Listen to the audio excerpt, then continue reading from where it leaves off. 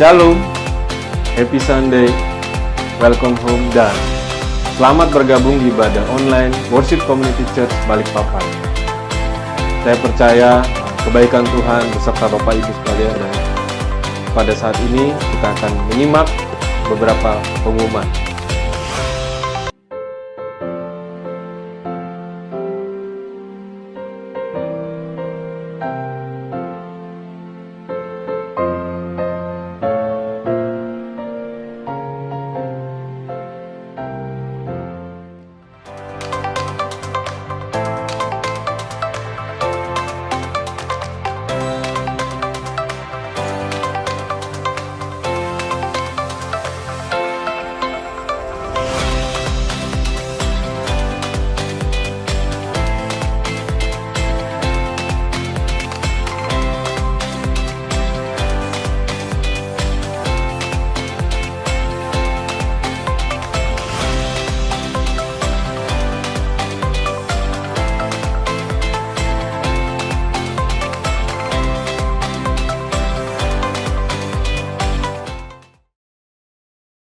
Shalom Bapak Ibu Saudara. Shalom.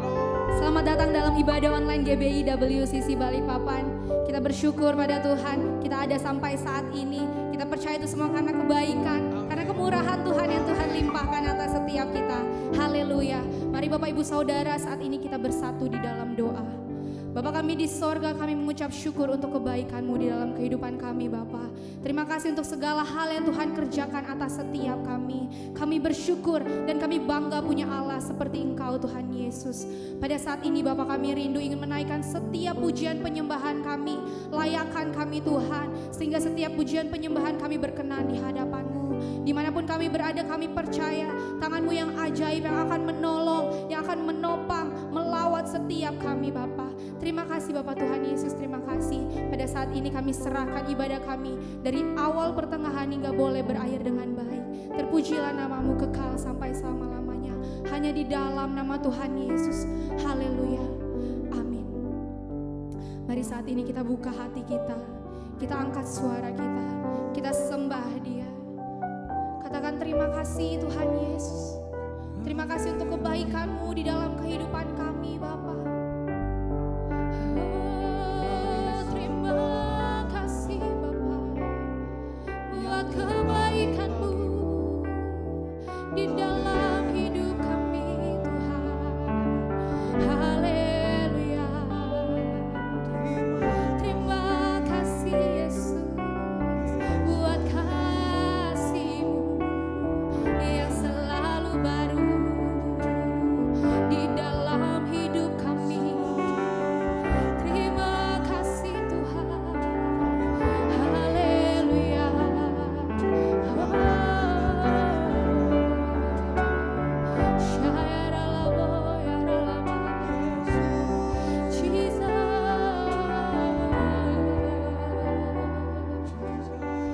Hidup kami hanya untuk menyenangkan-Mu. Kami mau berikan penyembahan kami yang terbaik bagi Engkau Tuhan Yesus. Haleluya. Mari sama-sama kita angkat pujian ini. Pujian dan syukurku ku bawa padamu dengan rendah hati ku persembahkan.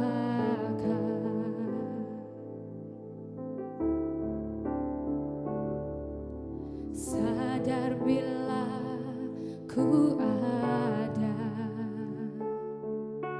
hanya karena anugerah, bukan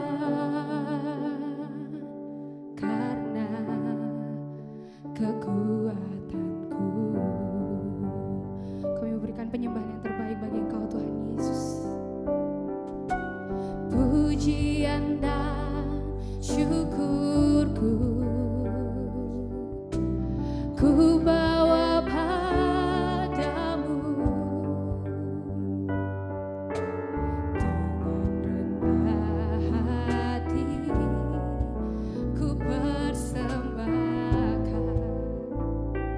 Kami sadar kami ada semua karena anugerah-Mu Tuhan.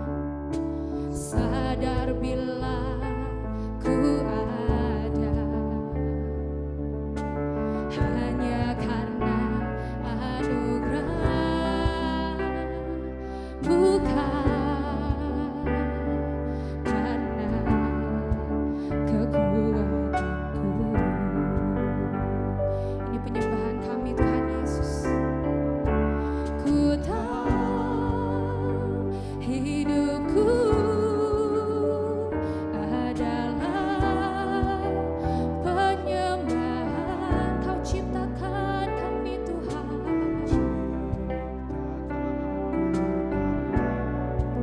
Kemuliaan-Mu ku tahu Tuhan. Ku tahu hidupku berharga di mata-Mu. Segenap hidupku persembahkan. Boleh beri tepuk tangan yang terbaik bagi Tuhan Yesus. Sama-sama katakan, pujian dan syukurku ku bawa padamu dengan rendah hati Tuhan. Dengan rendah hati ku persembahkan.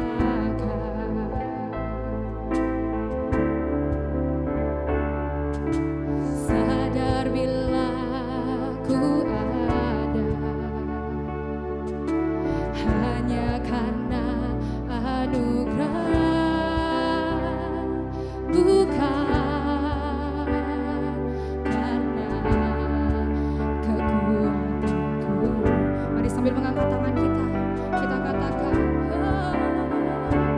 ku tahu hidupku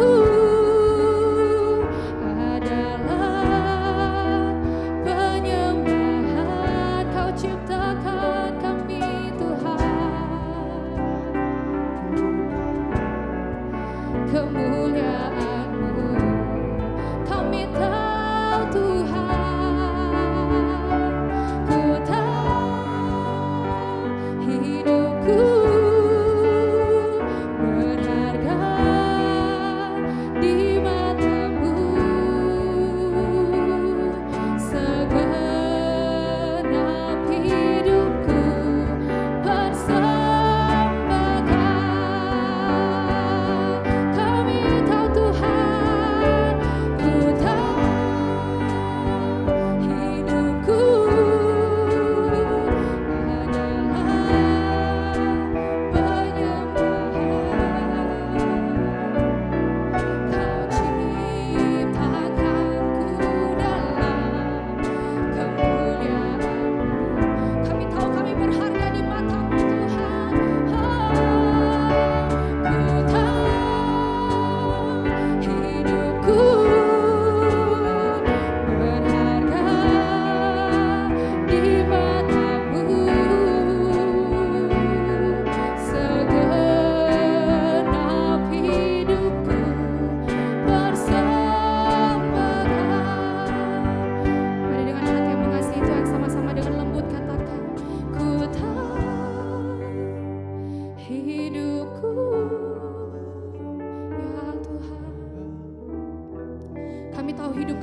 penyembahan bagi-Mu Bapa.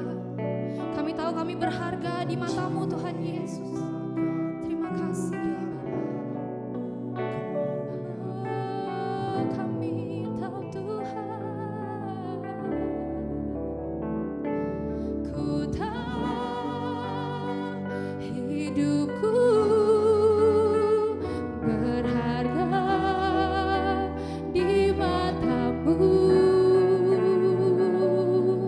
Segenap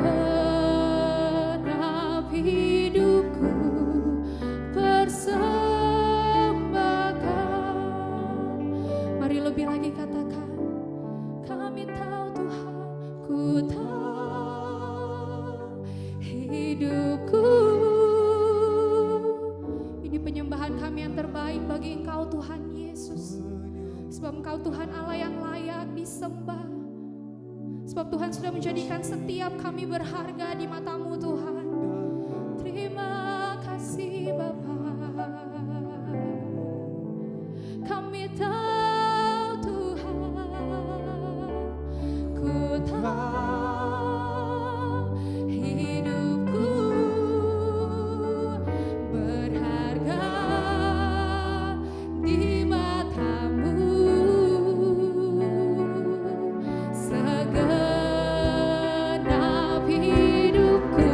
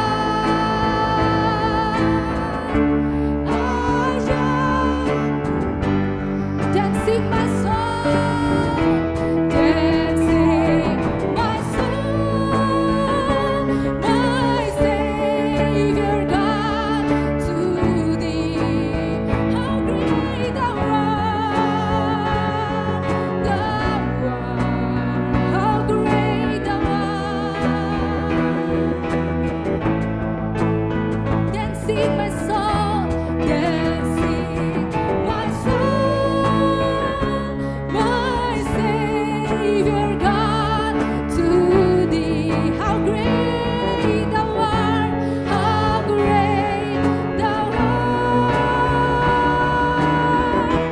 how great thou art, how great thou art, how great thou art, how great thou art. One more time, say how great thou art, how great thou art, how great thou art. Beri tepuk tangan yang meriah bagi Tuhan Yesus. Sorak-sorak yang terbaik bagi nama Tuhan. Haleluya. Haleluya. Kau besar, kau ajaib, kau mulia Tuhan. Kami hanya mau meninggikan, mengagungkan nama-Mu Tuhan Yesus. Saat ini kami mau lebih lagi memuji, bersorak bagi nama-Mu. Mari Bapak Ibu Saudara yang sudah siap memuji Tuhan, sama-sama kita katakan amin. Beri tepuk tangan yang terbaik bagi Tuhan Yesus. Dia benteng kehidupan kita. Haleluya. Kami tidak takut sebab ada Tuhan yang ada bersama-sama dengan kami.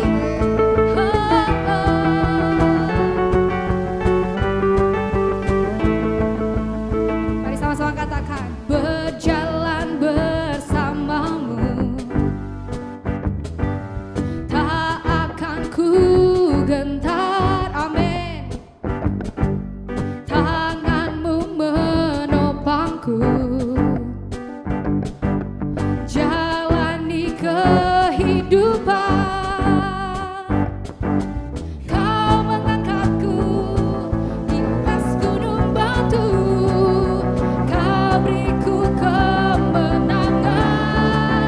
Kau kekuatanku, penopang hidupku, banjir keselamatan. Kau buktikan kasih setiamu, benteng hidupku. Tak akan ku takut, sebab ku tahu Kau besertaku.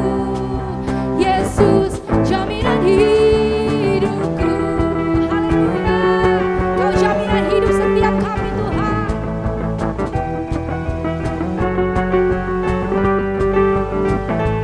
Mari dengan iman katakan, berjalan bersamamu, tak akan kami gentar Tuhan, sebab tangan-Mu yang menopang setiap kami.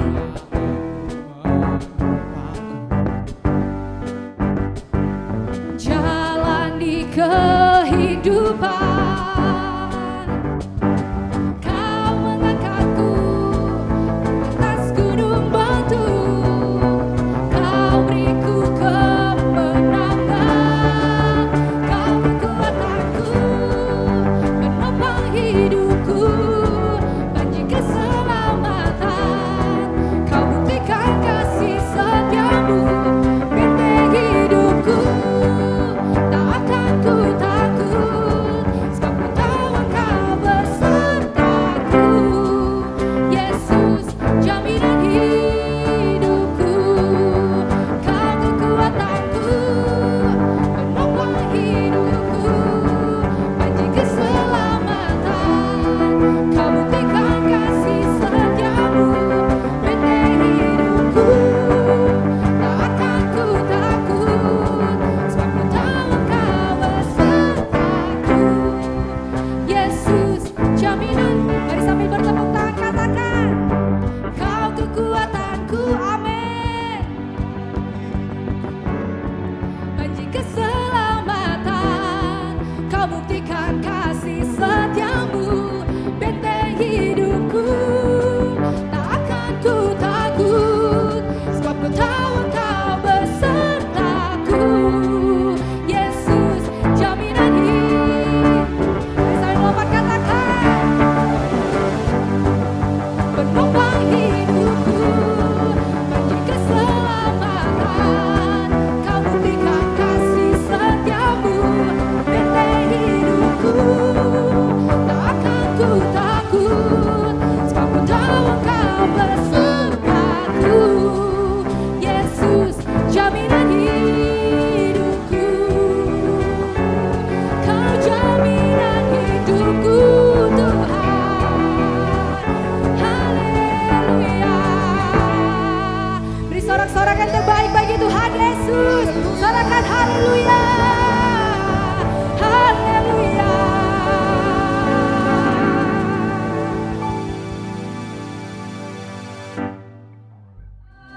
terima kasih Tuhan, pada saat ini kami berdoa Tuhan untuk bangsa negara kami Indonesia, terlebih kota kami Balikpapan Tuhan.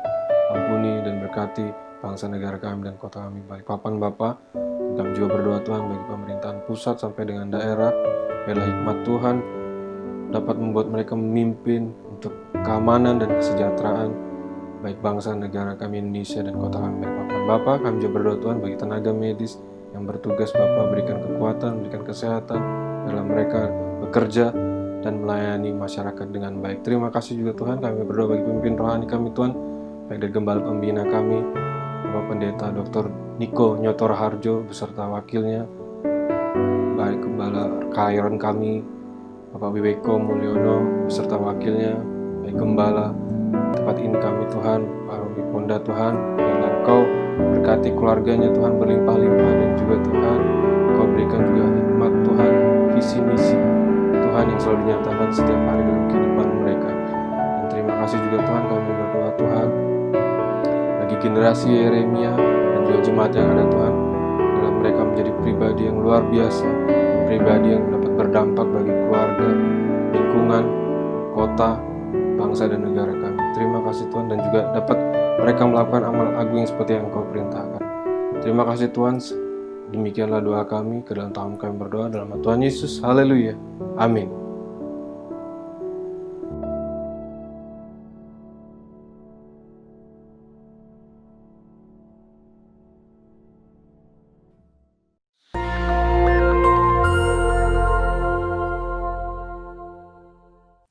Shalom saudara, tema kali ini kita akan membahas tentang hidup dan cara kematian orang Kristen. Tidak sedikit orang percaya, khususnya para pelayan Tuhan yang setia, berpulang karena serangan wabah COVID-19. Kemudian banyak orang bertanya, apa yang salah? Kenapa? Kok bisa? Orang seringkali mengaitkan cara kematian seseorang dengan kehidupannya. Kematian adalah hal yang tidak terhindarkan dari kehidupan semua makhluk hidup di dunia, termasuk manusia. Ada dua pandangan, yaitu yang pertama pandangan orang yang saleh pasti meninggal dengan cara terhormat, seperti mati dengan tenang, tidak menderita kesakitan, saat-saat terakhir dengan kondisi baik. Pandangan yang sebaliknya yaitu orang yang berdosa besar. Mereka meninggal dengan cara yang hina, maksudnya matinya menderita sendirian di saat-saat terakhir dan mengenaskan, meninggal karena kecelakaan atau korban kriminal. Benarkah kedua pandangan tersebut?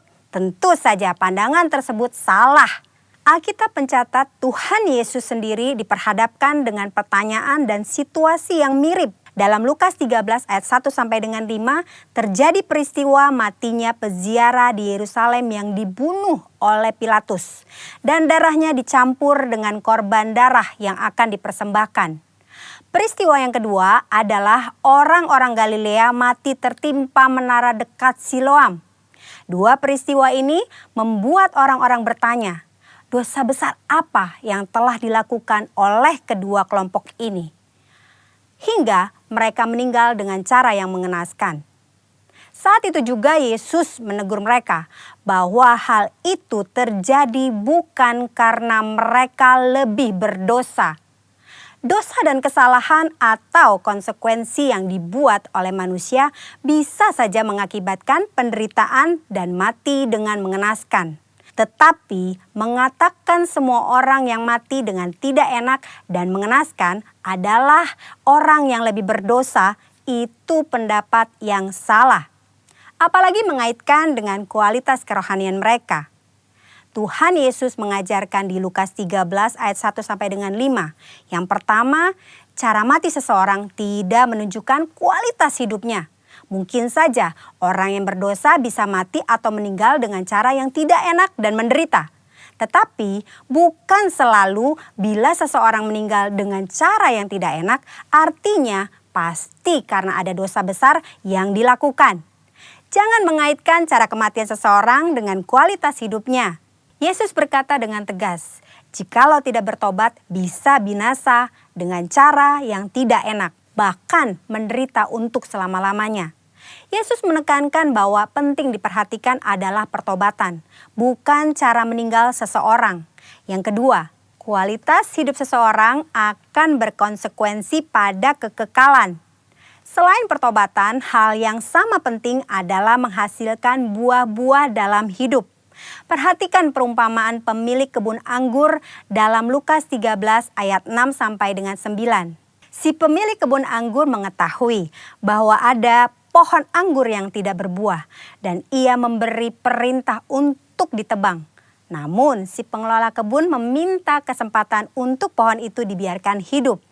Dan jika sudah diberi kesempatan masih tidak berbuah, pohon itu segera ditebang. Maksudnya adalah kita masih hidup.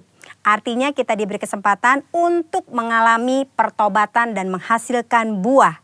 Jika tidak, kita akan dibinasakan.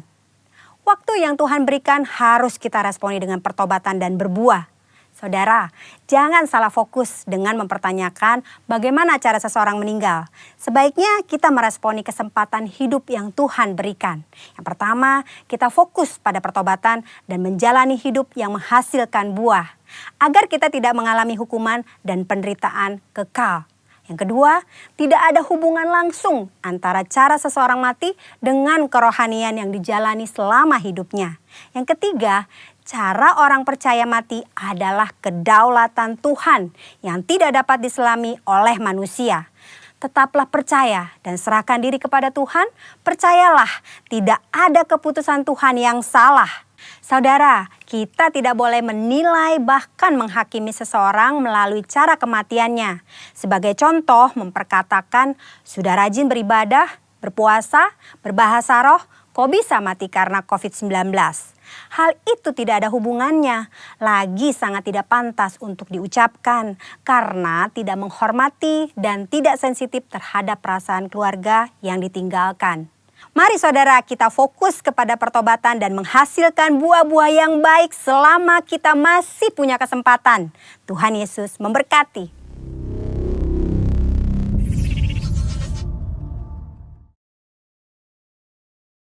Terima kasih Tuhan, terima kasih. Kau Tuhan yang berdaulat atas setiap kami. Kami mau buka hati kami lebih lagi untuk mendengarkan kebenaran firman-Mu. Haleluya. Sama-sama kita puji. Ku rindu setiap waktu hidup di kebenaran-Mu, bukan dengan kuatku, namun karena Roh-Mu.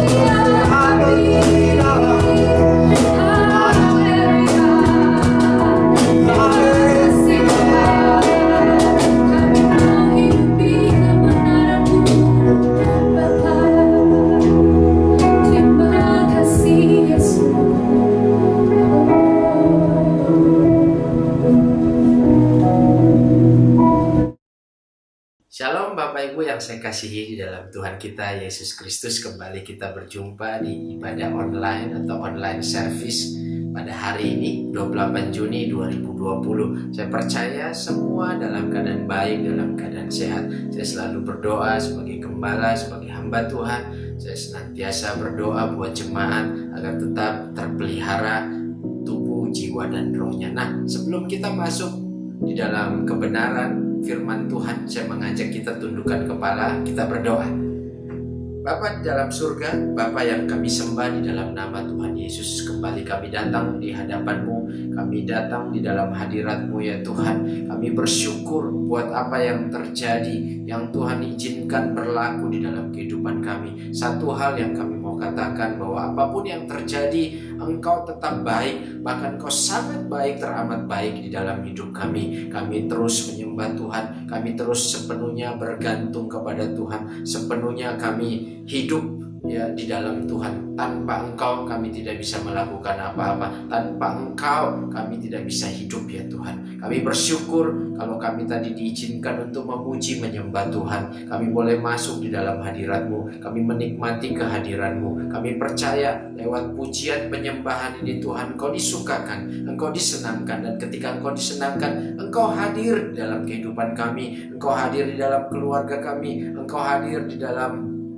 ibadah kami, bahkan pelayanan kami ya Tuhan. Kami bersyukur, kami bangga punya Engkau ya Tuhan. Kami bangga punya Allah seperti Engkau. Nah Bapa yang baik, pada hari ini kami rindu Engkau berbicara kepada setiap kami. Kami rindu Engkau berfirman kepada setiap kami. Firman-Mu pelita bagi kaki kami, terang bagi jalan kami. Kami percaya Tuhan, lewat firman-Mu itu yang menuntun kami, yang membawa kami kepada kebenaran. Dan kebenaran itu yang memerdekakan, yang mengubah hidup kami, mengubah paradigma kami menjadi paradigma yang baru ya Tuhan. Di hari-hari di mana kami masuk di dalam sesuatu yang normal, new normal, pada era yang baru, kami butuh Tuhan. Kami tidak butuh yang lain, kami butuh Engkau, kami butuh firman-Mu. Berbicaralah kepada setiap kami, urapi hamba-Mu, urapi setiap kami. Bukan kuat, bukan gagah kami, tapi oleh karena roh Tuhan ada atas setiap kami. Kami bersyukur ya Tuhan, kami bersyukur. Kami percaya setiap firman yang ditabur itu akan berakar, bertumbuh, dan berbuah-buah lebat dalam kehidupan kami. Sehingga ketika kami selesai di ibadah ini nanti Tuhan, kami keluar, kami menjadi garam, kami menjadi terang. Banyak orang akan menikmati buah-buah itu lewat kehidupan kami. Terima kasih Tuhan, kami siap mendengarkan firman-Mu, kami siap belajar firman-Mu. Yang siap mendengarkan firman Tuhan, yang siap belajar firman Tuhan, sama-sama katakan amin, haleluya, haleluya. Puji Tuhan, kalau hari ini kita bisa berjumpa kembali. Dalam bulan ini kita banyak belajar tentang firman Tuhan. Di minggu pertama kita belajar tentang hati. Firman Tuhan berkata, jagalah hatimu dengan segala kewaspadaan, karena dari situ terpancar kehidupan. Bahkan temanya kemarin yang sungguh menarik, bahwa hati menentukan masa depan. Hati saudara bisa menjaga hati saudara, maka kehidupan yang dari Tuhan akan mengalir di dalam kehidupan kita, kehidupan saudara dan saya. Dan itu akan memancar dan orang lain akan menikmatinya. Nah, bahkan kemarin juga di minggu yang kedua kita belajar tentang Selah ya, atau me time ya. Tuhan mau di tengah-tengah masa pandemik ini, Tuhan izinkan kita untuk rest, kita Selah, kita memiliki me time, waktu yang khusus bersama Tuhan. Tujuannya apa?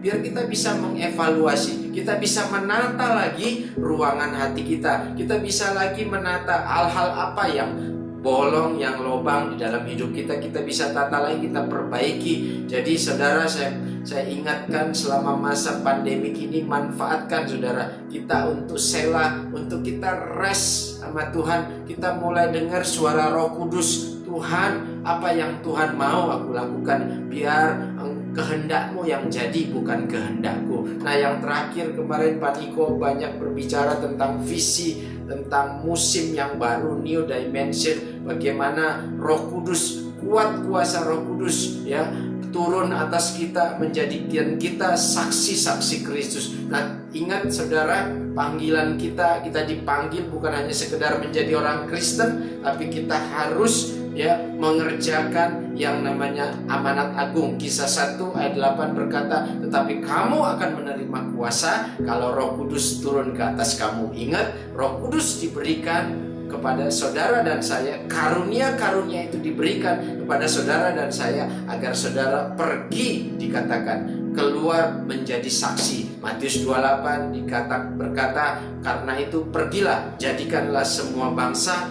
muridku, ajarlah dan baptislah mereka. Bahkan di situ dikatakan, aku menyertai kamu sampai kepada akhir zaman, atau dikatakan Immanuel. Luar biasa saudara. Nah, hari ini Bapak Ibu yang saya kasihi dalam Tuhan, tema kita pada hari ini adalah the new normal, normal yang baru. Nah, saya mengajak kita buka firman Tuhan yang mendasari tema kita pada hari ini, yaitu di Yesaya 48. Maaf saudara, Yesaya 43 ayat 18 sampai 21. Saya bacakan buat Bapak Ibu. Yesaya 43 ayat 18 sampai 21. Firman-Nya, janganlah ingat-ingat hal-hal yang dahulu, dan janganlah perhatikan hal-hal yang dari zaman purbakala. Lihat, aku hendak membuat sesuatu yang baru, yang sekarang sudah tumbuh. Belumkah kamu mengetahuinya? Ya, aku hendak membuat jalan di padang gurun dan sungai-sungai di padang belantara. Binatang hutan akan memuliakan aku, serigala dan burung onta, sebab aku telah membuat air memancar di padang gurun dan sungai-sungai di padang belantara, untuk memberi minum umat pilihanku, umat yang telah kubentuk bagiku, akan memberitakan kemasyuranku. Luar biasa, demikian firman Tuhan. Nah, tema hari ini saya beri judul The New Normal, untuk menutupi bulan Juni ini di minggu terakhir, karena minggu depan kita akan masuk di bulan yang baru. Luar biasa saudara, kita bersyukur. Dan bulan depan tanggal 5 Juli kita akan ibadah, merayakan ibadah kita yang disertai dengan perjamuan kudus. Mari saya mengajak kita menyiapkan hati kita. Nah, Bapak Ibu, kembali ke teks yang kita baca di Yesaya 43 ayat 18 sampai 21. Di situ kalau kita melihat bahwa kitab Yesaya, kitab ini ditulis oleh Nabi Yesaya, nabi yang sangat terkenal pada zaman itu. Bahkan kalau kita melihat di perjanjian baru, para rasul, para murid banyak mengutip teks-teks yang ada di kitab Yesaya, saudara. Kenapa bisa seperti itu? Karena kitab Yesaya ini sungguh unik, bahkan dikatakan dia hampir sama dengan kualitas atau kekuatannya, hampir sama dengan kitab Mazmur, saudara. Jadi kenapa kitab Yesaya ini banyak memuat tentang kristologi, yaitu Mesias, yaitu penyelamat, yaitu penebus yang nantinya di perjanjian baru, yaitu Yesus Kristus. Nah, kita melihat ada 66 pasal di sini, saudara. Ada 66 pasal. Kalau kita melihat ada 3 pokok pikiran besar. Kalau kita melihat pasal 1 sampai pasal 39 itu berbicara tentang penghakiman Allah atas bangsa Israel. Kenapa Allah menghakimi bangsa Israel? Karena apa? Pada saat itu bangsa Israel hatinya memberontak, hidupnya memberontak liar, saudara. Bahkan dari zaman sebelum Nabi Yesaya, bagaimana ketika Musa membawa bangsa Israel ke tanah perjanjian di padang gurun, mereka dikatakan mereka tegar tengkuk, hatinya degil, hatinya keras, penuh dengan pemberontakan. Nah,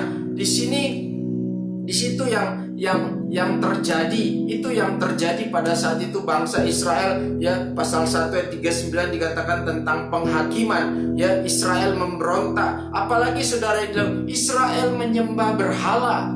Wow, lengkap lengkap sudah menurut saya ini Bapak Ibu ya. Ingat, satu dosa yang Allah sangat benci adalah dosa penyembahan berhala. Selain dosa pemberontakan yaitu penyembahan berhala. Nah, apalagi yang dilakukan dikatakan berlaku tidak adil terhadap siapa? Terhadap sesamanya, terhadap orang-orang di sekitarnya, saudara. Jadi pasal 1 sampai 39 itu bicara tentang penghakiman, ya, hukuman Allah atas bangsa Israel. Nah, next pasal 40 sampai 48 kalau kita melihat, saudara, ini bicara tentang kabar baik, berita tentang pengharapan dan penghiburan bagi bangsa Israel. Mereka diberitahu bahwa pembuangan ke Babel telah berakhir, ya, dan dosa Israel telah dihapus dan era baru sudah dimulai, sehingga mereka semua kembali ke Yerusalem dan Allah sendiri yang akan membawa kerajaannya dan semua bangsa akan melihat kemuliaannya. Nah, itu pokok pikiran yang kedua. Nah, yang ketiga, saudara, pasal 49 sampai 55 sampai 66 itu bicara hamba yang menggenapi misi Allah, ya, dan hamba yang mewarisi kerajaan Allah. Jadi 3 pokok pikiran besar kalau kita melihat. Nah, kembali ke Yesaya 43 ya saudara, ya. Tuhan berkata seperti ini.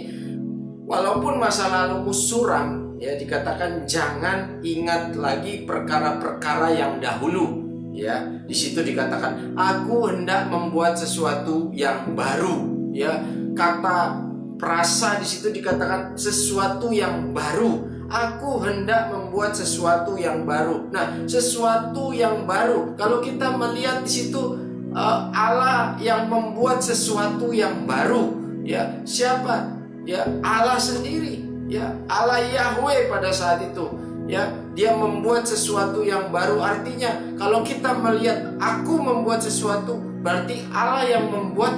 Itu bicara tentang hal yang baru adalah inisiatifnya Tuhan. Jadi segala sesuatu yang baru yang terjadi, ya, itu semua ada di dalam kendalinya Tuhan, ada di dalam kontrolnya Tuhan. Jadi sebenarnya, saudara, kita nggak perlu khawatir, kita nggak perlu takut, Bapak Ibu, ya. Karena apa? Di situ aku yang membuat sesuatu itu menjadi baru. Nah, Bapak Ibu yang saya kasihi di dalam Tuhan, kita tahu bahwa kekristenan itu bicara Allah yang berinisiatif, ya, datang kepada manusia. Allah yang berinisiatif, ya, datang untuk mendamaikan manusia dengan Allah. Dengan cara apa? Dia mengutus putranya yang tunggal, yaitu Yesus Kristus. Dikatakan karena begitu besar kasih Allah akan dunia ini, sehingga ia mengutus anaknya yang tunggal, sehingga barang siapa yang percaya akan beroleh hidup yang kekal.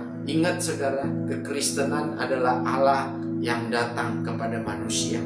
Kalau agama, ya, manusia yang datang mencari Allah, nggak bisa, saudara.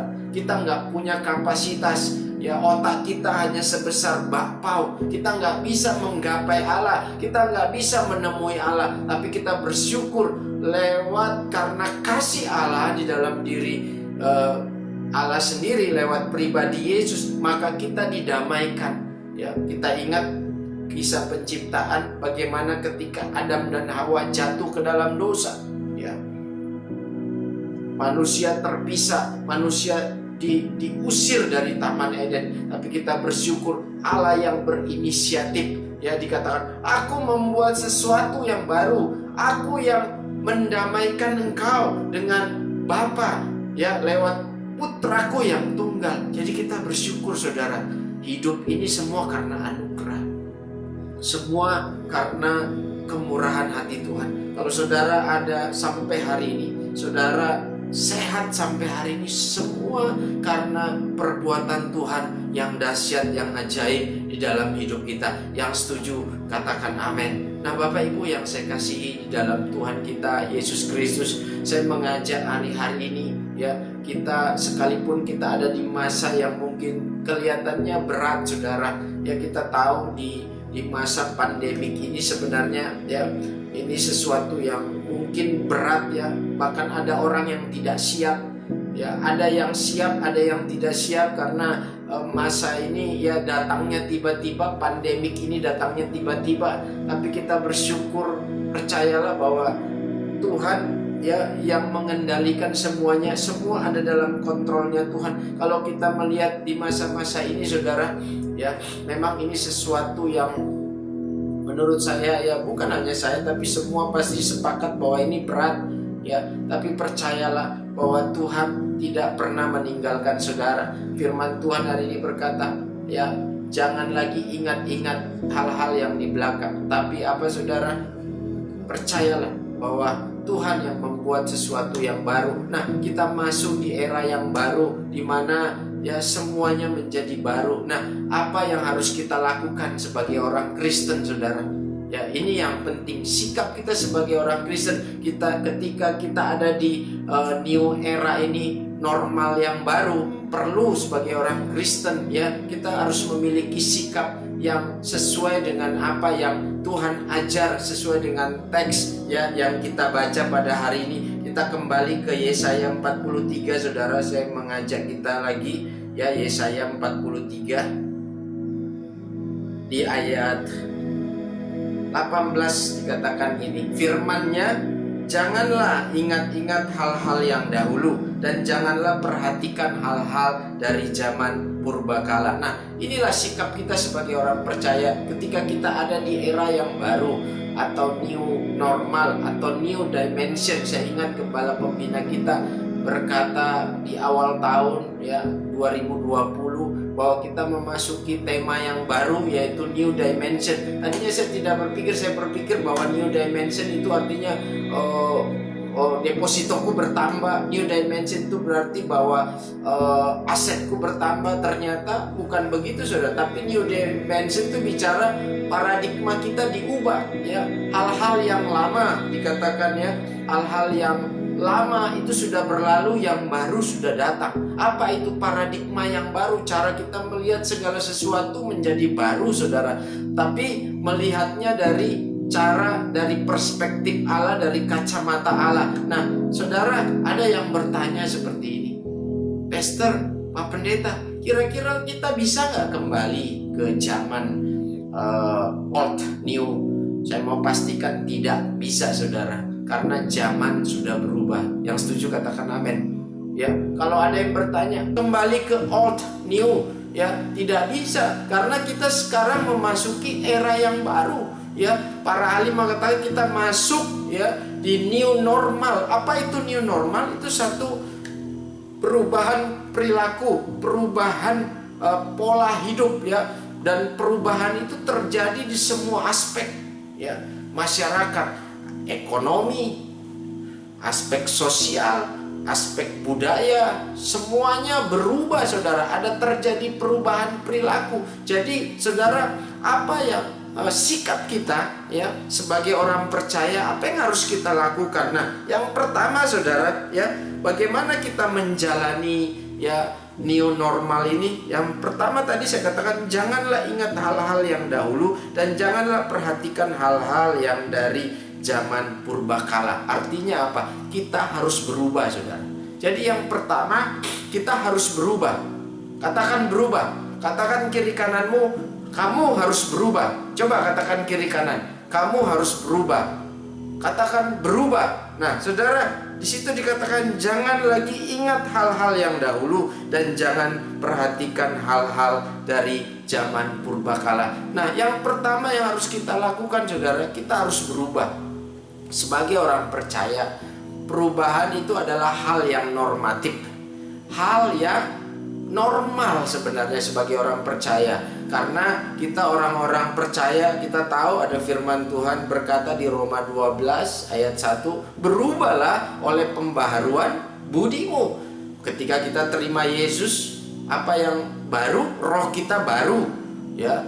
Roh kita baru, tapi yang namanya jiwa, pikiran ini harus berubah, harus mengalami metanoia terus menerus. Ingat, saudara, ya, bahwa yang pertama, perubahan itu adalah hal yang normatif, normal sebagai orang percaya. Nah, ketika terjadi new normal ini, saudara, kita harus melihat respon kita, ya kita biasa sebenarnya, ini normal. Nah, kita harus bisa menyesuaikan. Sebagai orang percaya, kita harus memiliki sifat atau sikap adaptif atau adjustment, ya. Artinya apa? Gampang untuk menyesuaikan ketika ada perubahan, ya. Misalnya dalam ekonomi, contohnya saudara, tadinya kita berusaha secara konvensional, ya. Contoh, kalau namanya berusaha konvensional harus sewa ruko, ya. Terus apalagi saudara, kita harus sewa tempat, itu kan kosnya besar dan belum tentu, ya,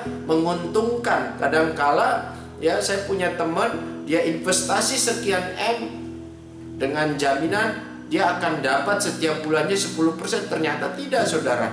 Itu konvensional. Tapi sekarang terjadi shifting, perubahan dari offline kepada online, ya.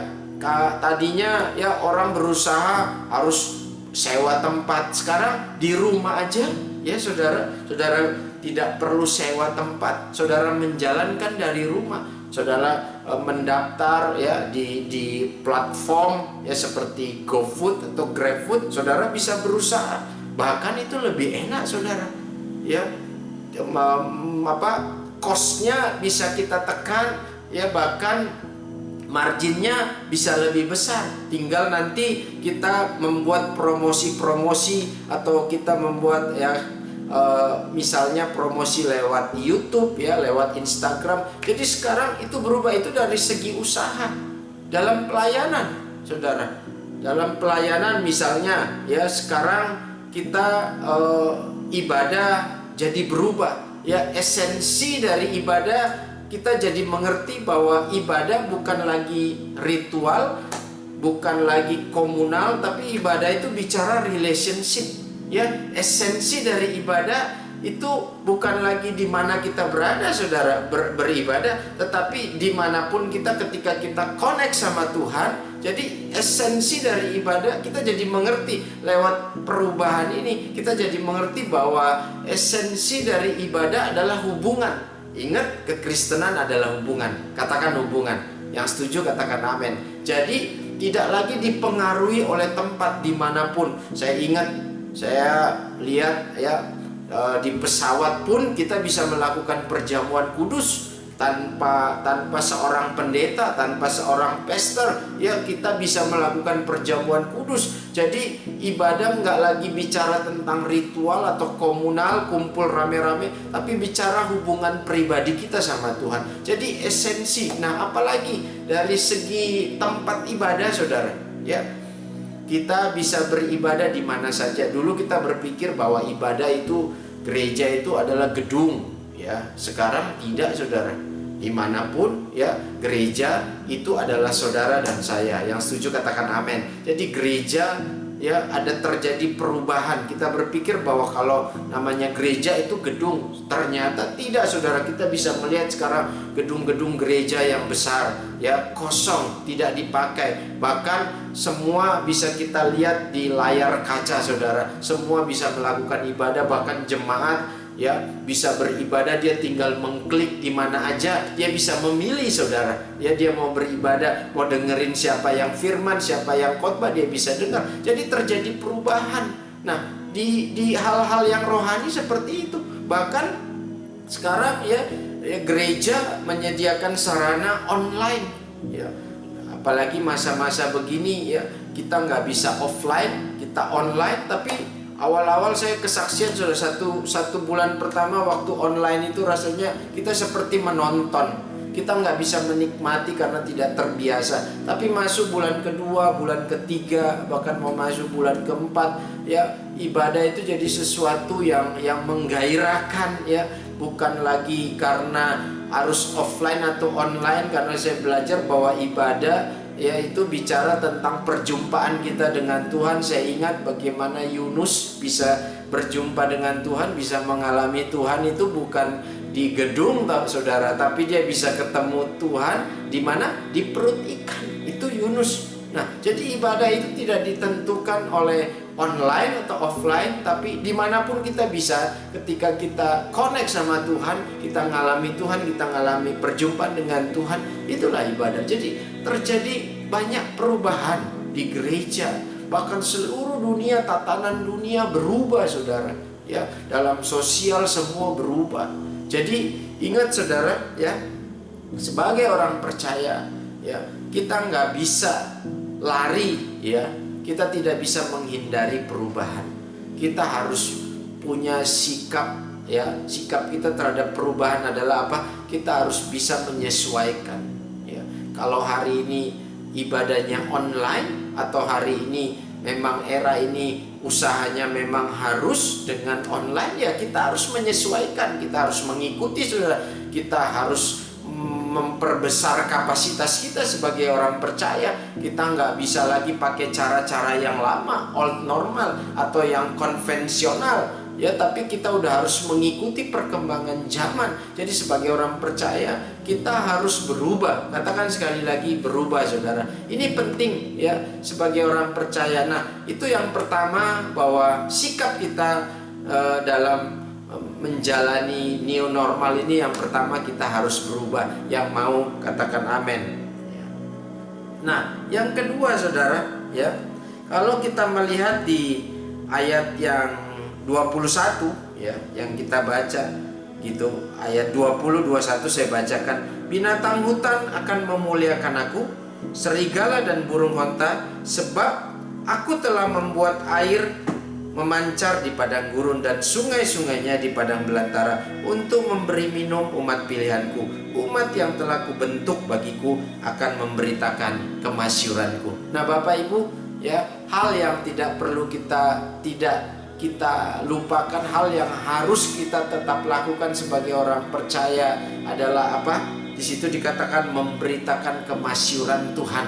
Ingat apa pesan gembala pembina kita, saudara, ya, di masa-masa setelah kita masuk melewati masa Pentakosta, kamu akan kuberi kuasa kalau Roh Kudus turun ke atas kamu. Dikatakan apa? Kuasa untuk menjadi saksi. Karunia atau kuasa Roh Kudus itu diberikan agar kita menjadi saksi. Di sini dikatakan umat yang telah kubentuk bagiku akan memberitakan kemasyuranku. Ingat, saudara, yang pertama tadi, Tuhan mau kita berubah, ya. Tuhan mau, ya, kita memperbesar, ya, kemampuan kapasitas kita. Kita harus bisa menyesuaikan dengan keadaan yang sekarang. Tapi yang kedua, ada tugas dan tanggung jawab kita sebagai orang percaya, yaitu apa? Memberitakan kemasyuran Tuhan. Ini penting, saudara. Di awal tadi saya katakan panggilan kita sebagai orang percaya nggak hanya sekedar kita selamat, kita enjoy, kita menikmati semuanya, tapi ingat ada tugas dan tanggung jawab, yaitu apa? Menceritakan kemasyuran Tuhan, ya, mengerjakan yang namanya apa? Amanat agung. Karena itu pergi jadikan semua bangsa muridku. Nah, hari-hari ini, saudara, Tuhan izinkan kita ada di pandemik ini, kita ada di rumah, stay at home, ya. Tuhan juga lengkapi kita dengan berbagai macam platform atau teknologi atau internet, saudara. Jadi tidak ada lagi alasan untuk tidak kita mengerjakannya. Ya, mungkin kita berkata, loh, Pastor, kita bagaimana mau menceritakan kemasyuran Tuhan? Kita harus di rumah. Ada banyak cara, saudara. Sekarang Pak Niko bilang kemarin apa? Ya, kita sekarang, ya, ada di era digital, semuanya online, ya. Dulu kita berpikir bahwa mengerjakan amanat agung kita harus ke pedalaman, ya, kita harus menginjil ke pedalaman. Sekarang udah eranya udah berbeda. Dengan saudara online, ya, semua bisa mendengar. Ketika saudara terus, ya, melempar firman Tuhan ke dunia maya, saudara membuat konten-konten yang menarik di dunia maya, orang akan melihat, saudara. Dan saya percaya kalau kita kerjakan bagian kita, Roh Kudus yang akan bekerja. Dan tidak ada lagi batasan, saudara. Ketika kita melempar konten itu, kita mengupload ke YouTube, semua orang bisa melihat, ya.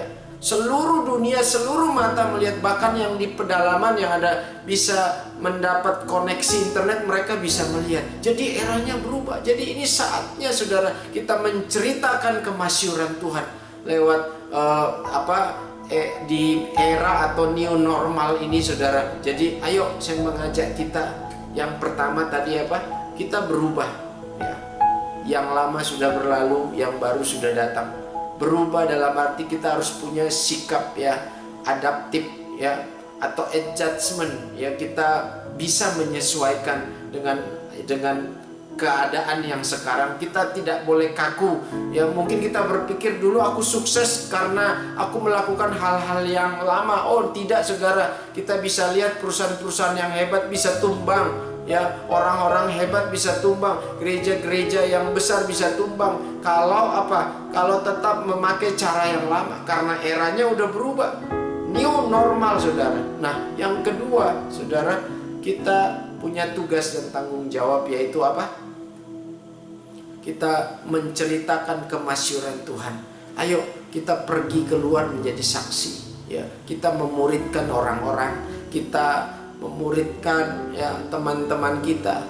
Mungkin engkau gembala cool, ya. Tuhan mempercayakan engkau menjadi cool leaders, jadi gembala cool. Mungkin orang-orang yang kau pimpin 2 atau 3 orang, ya. Tapi engkau tidak perlu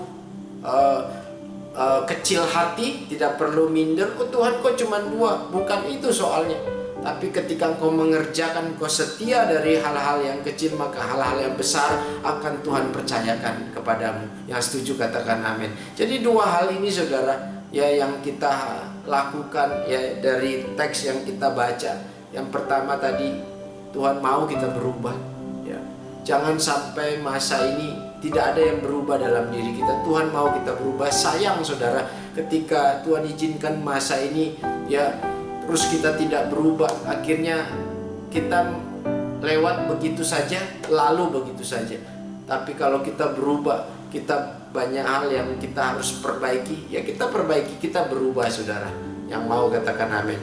Nah, yang kedua, ayo terus kita kerjakan tujuan Tuhan dalam hidup kita, yaitu melakukan kehendak Bapa. Apa itu kehendak Bapa? Kehendak Bapa adalah apa? Mengerjakan misi Tuhan, misi Bapa untuk dunia ini, saudara, yaitu pergi menjadikan semua bangsa murid Tuhan. Saudara, saya percaya hari ini saudara diberkati lewat firman Tuhan. Saya percaya saudara terus on fire, terus mengasihi Tuhan. Percayalah.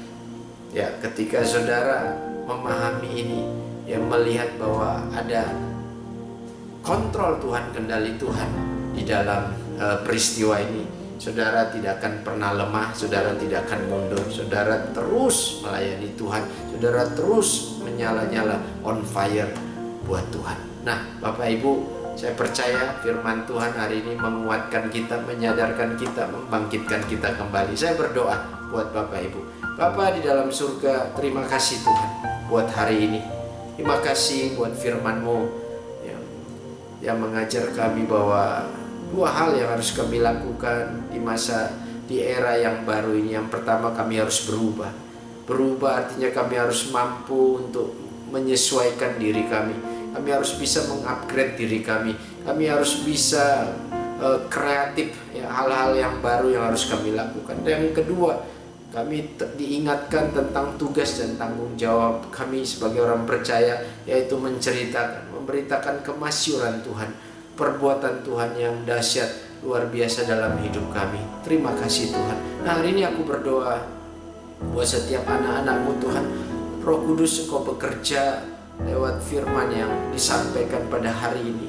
Mungkin ada yang mengalami kelemahan, mungkin mereka mundur, mungkin iman mereka lagi goyah. Tapi hari ini aku berdoa, Tuhan, Roh Kudus ambil alih, bangkit dalam nama Tuhan Yesus. Engkau yang lemah dikuatkan, Engkau yang sakit disembuhkan, Engkau yang mengalami beban berat diberi kelegaan, Engkau yang khawatir, Engkau yang cemas, Engkau yang takut diberi kekuatan yang baru. Terima kasih Tuhan, terima kasih Tuhan. Aku berdoa juga buat anak-anak-Mu Tuhan yang mungkin sedang membutuhkan pekerjaan yang baru.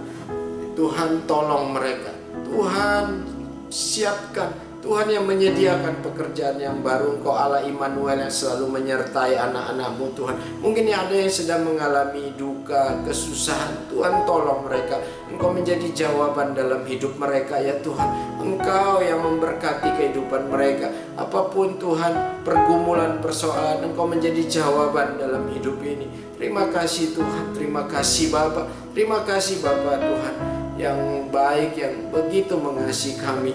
Terima kasih Tuhan. Aku percaya jemaat WCC tetap ada di dalam lindungan Tuhan. Dijauhkan dari segala sakit penyakit, dijauhkan dari segala virus, bakteri. Bahkan orang-orang yang menyaksikan ini, mereka yang mungkin mengalami lemah, sakit penyakit, di dalam nama Tuhan Yesus kesembuhan itu terjadi, mujizat itu terjadi. In Jesus name, di dalam nama Tuhan Yesus. Terima kasih Tuhan, terima kasih Bapa yang baik.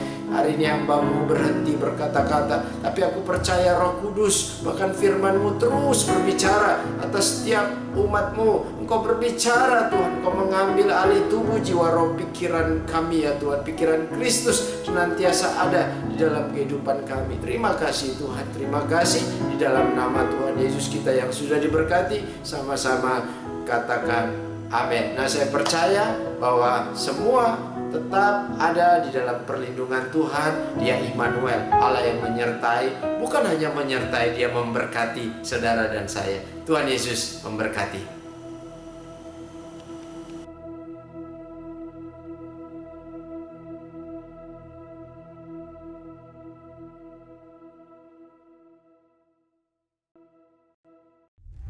Bapak Ibu Saudara, kita sudah mendengarkan firman Tuhan yang disampaikan oleh Bapak Gembala. Dan terima kasih buat Bapak Gembala untuk firman Tuhan yang luar biasa. Tiba saatnya kita akan memberikan persembahan. Persembahan dapat diberikan melalui dua cara, yaitu dengan men-scan barcode yang tertera di layar Bapak Ibu Saudara, atau dengan mentransferkan ke rekening Gereja Bank Basket Indonesia atas nama GBI Jalan Jenderal Sudirman, Balikpapan. Sebelum kita memberi, mari kita bersatu dalam doa. Terima kasih Tuhan Yesus. Terima kasih Bapa atas berkat-Mu, berkat karunia-Mu yang berlimpah dalam kehidupan kami. Dan pada saat ini Tuhan, ajar kami untuk memberi dengan sukacita, dan kami memberi karena kami mengasihi Engkau. Terima kasih Tuhan Yesus. Haleluya. Amin.